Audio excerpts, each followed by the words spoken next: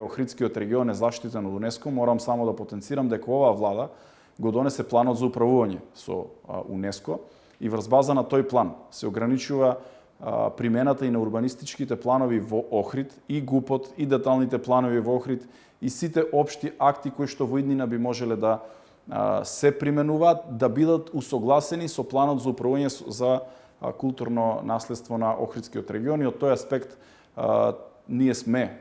практично заштитени. Цели општини функционираат врз база на општи акти. И ако ние тие општи акти не ги ставиме во функција, тогаш градоначалниците треба да донесат урбанистички планови за тие локации и позиции, за да може да функционира законот и да таму согласно закон се гради. Доколку таквите